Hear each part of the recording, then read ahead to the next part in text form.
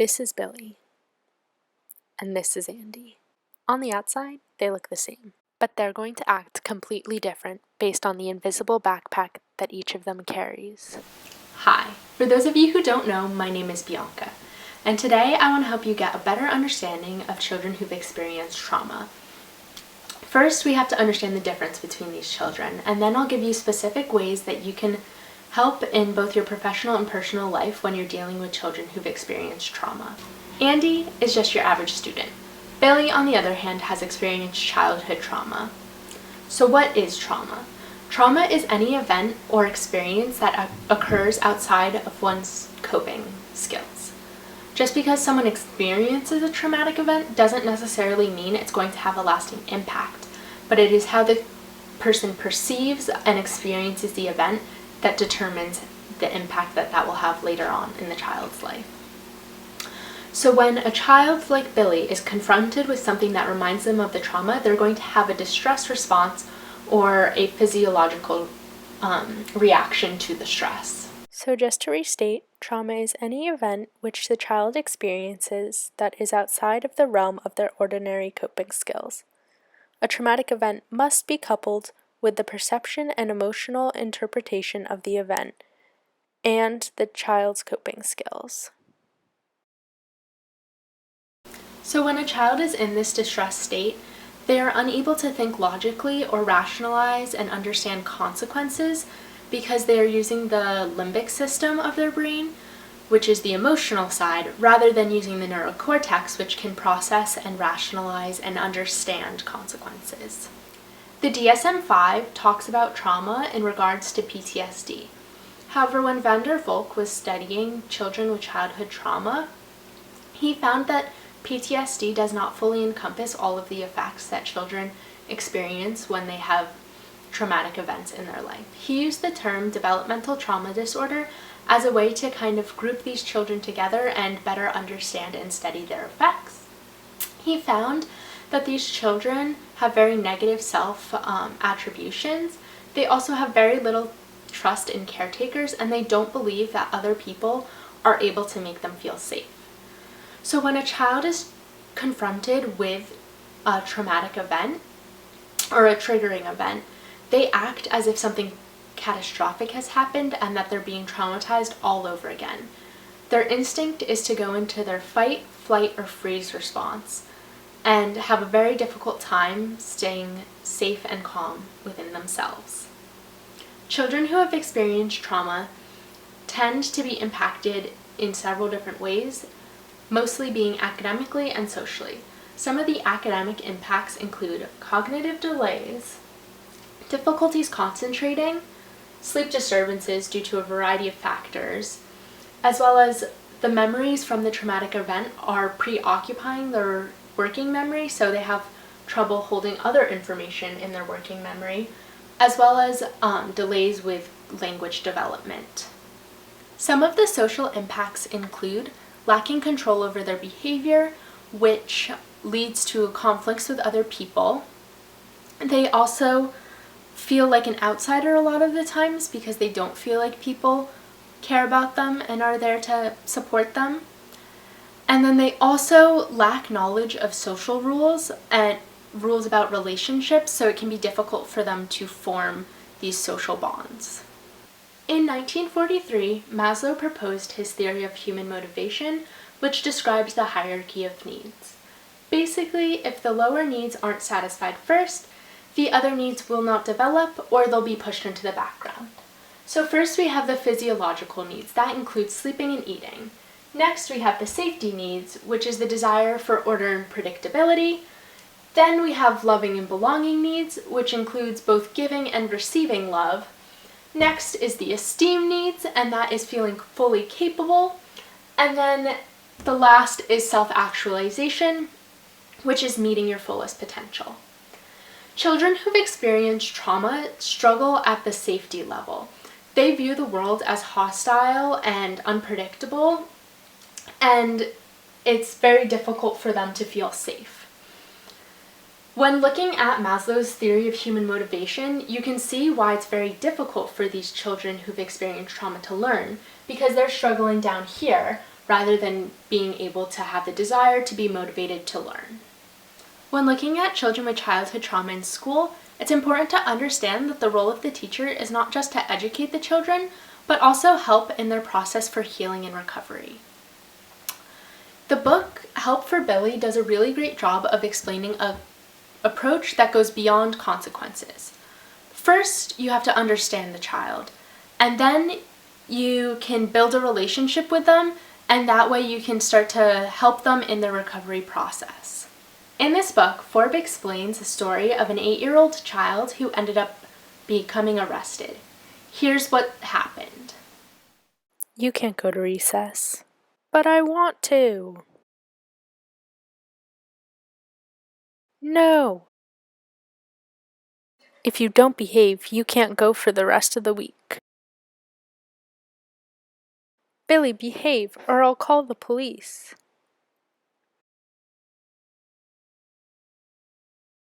Let's rewind and break it down to see what went so wrong. So Billy is upset because he's unable to go outside with the other kids in the class. It's pretty reasonable to understand why Billy might be upset at this age. He now feels unsafe, so he tries to run out of the classroom because he's operating from his limbic system, which makes it difficult to think about consequences like this statement. When the school personnel came, they tried to control Billy instead of helping him to regulate, which again is another threat to Billy's safety. He reacts by trying to fight.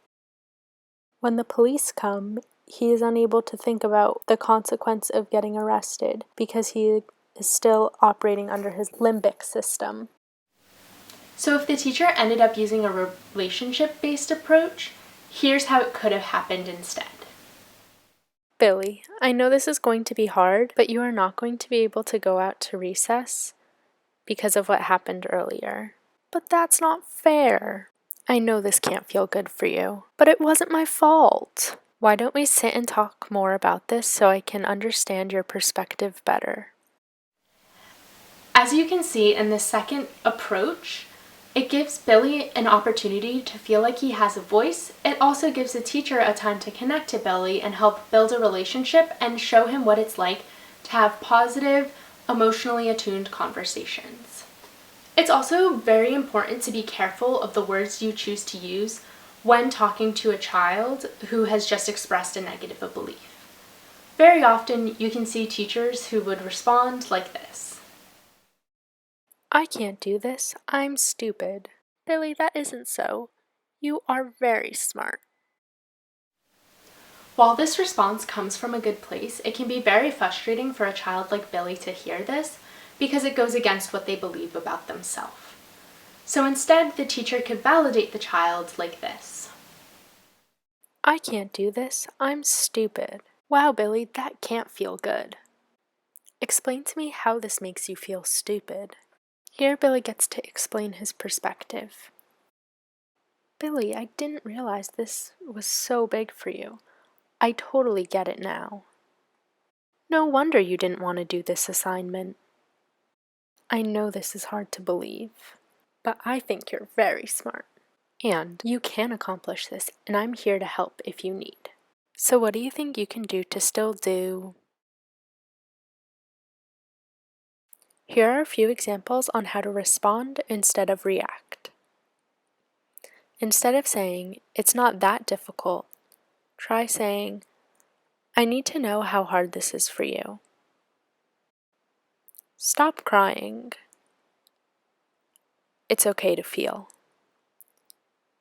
You're so dramatic. You need to be heard.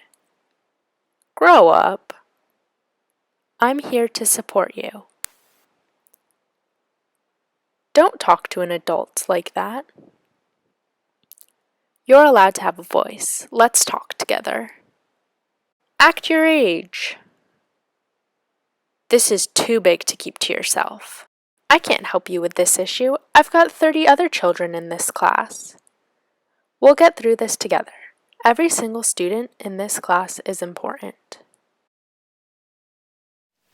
Children with trauma have very deeply rooted negative internal frameworks and beliefs about themselves.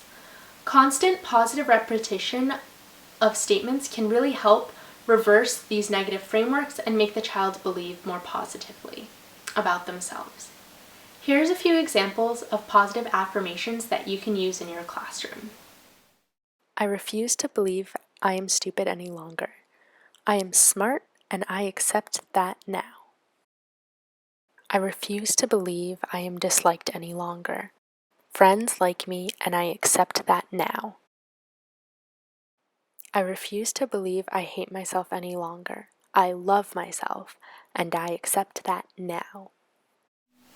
As you can see, positive affirmations acknowledge the negative belief, reject it, and then have a replacement statement on what they want to believe instead. Mantras are also a really great way to help students ground themselves. Here's an example of a mantra that you can use. Who is safe? We are safe. All of the time or some of the time? All of the time. Who's in charge of keeping you safe? You are in charge of keeping us safe. All of the time or some of the time? All of the time. To summarize the approach when working with children with trauma, you want to first ask yourself, how can I help this student regulate? What can you do to help the core problem, rather than just creating a band-aid solution with consequences? And then you can ask, what can I do at this moment right now to help build our relationship? This can be done through responding to the child rather than just reacting. The arts and literature are two powerful tools that you can use in your classroom to help students regulate and understand themselves better. Music can be incorporated into classroom daily activities and can have a positive therapeutic impact on children who have experienced trauma due to its calming and predictable nature. Incorporating children's literature is another effective method which can break down difficult concepts and emotions for students. These are two books that I would recommend having in your classroom. So when a child is actually in a crisis, this is a really simple strategy that you can use to help de-escalate the situation. It is called the SOS strategy. So the first thing you do is you want to stop. You want to help the child just take a minute and breathe. Prior to the situation, you can teach your whole entire class the strategy of just different ways to breathe. One of my personal favorites is the fist to 5. So what you do is you breathe in as you bring your fingers out, and then as you breathe out, you put your fingers back in. So it looks like this. It helps just take longer breaths, and that helps in turn regulate your central nervous system and calms down the brain a little bit. The next thing you do is then you orient the child. So a common way you can do this is just through the 5 senses. It brings them back to where they are and helps them ground themselves in reality. So you can go through the senses and do 5 things that you see, 4 things that you hear, 3 things that you feel, 2 things that you smell, and then maybe 1 taste that they have. So that just kind of helps them look at the situation and see what's actually happening rather than perceiving it as a really traumatic event. You can kind of understand what is happening around them. Then the next thing you do is you help soothe the child. So prior to the crisis, you'll have a list of things that help soothe the child. So that could be playing for a couple minutes with their favorite toy, or if they really like rocking, you can have them sit in a rocking chair for a couple minutes, or just do something to fidget, so having a fidget spinner, something like that that helps them calm down and soothe themselves. This simple strategy helps de-escalate the situation, and rather than going into a state of a power struggle, it helps bring the child back to reality, so then you can have those conversations and really understand the child.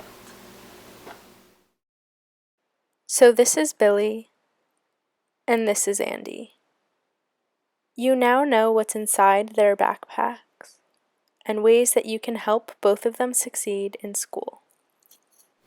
When researching my topic, I couldn't help but think about how the spread of COVID-19 has impacted all. It's been such an uncertain time, and educators are expected to just take what they did in the classroom and move it into an online format. As of right now, teachers are still being expected to teach the curriculum that they were supposed to be teaching in the classroom. Now they're just doing it on a digital format.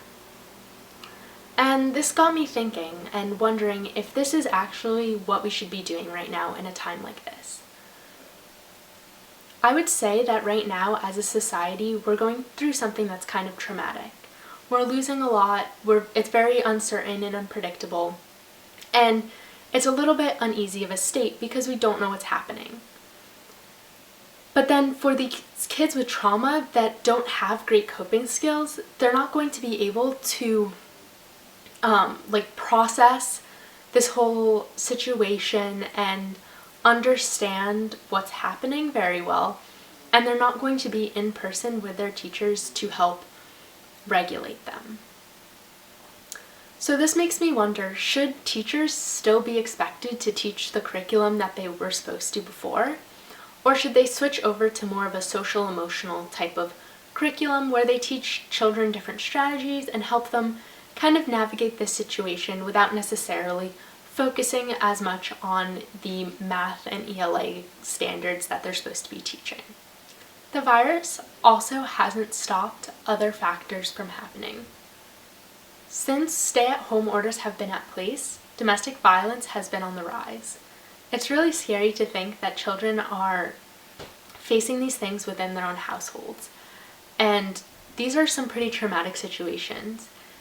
Even students who had trauma before are now being forced to spend all of their time at home, and it's very likely that the domestic violence is going to only increase because they have to spend so much time together.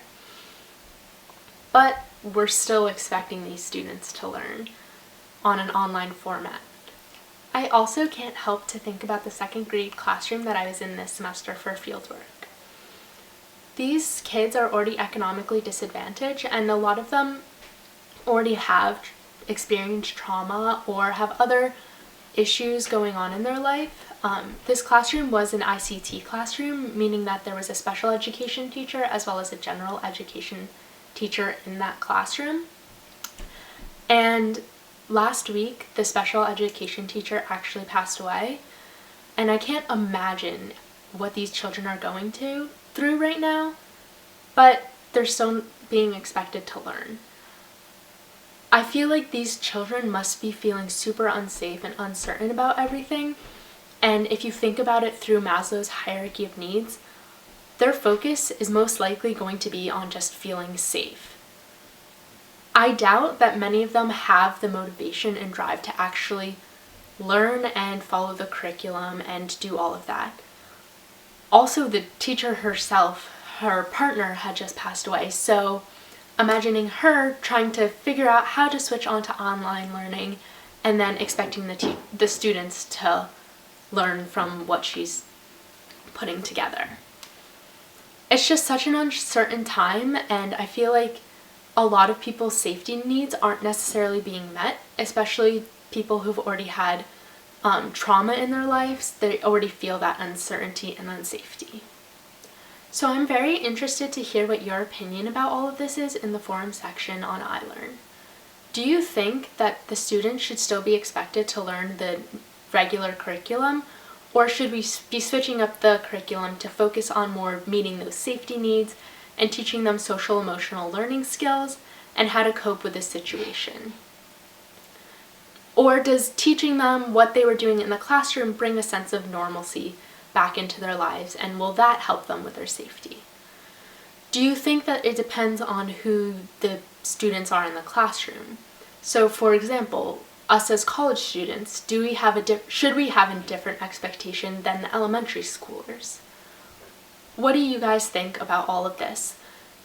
Please let me know in a response on the forum section, and let's have a discussion about what you think about trauma-informed teaching and meeting those safety needs from Maslow's hierarchy of need, and then how COVID-19 has affected all of that, and what do you think should be expected for education? Thank you for listening, and I hope you guys are all staying happy, healthy, and safe.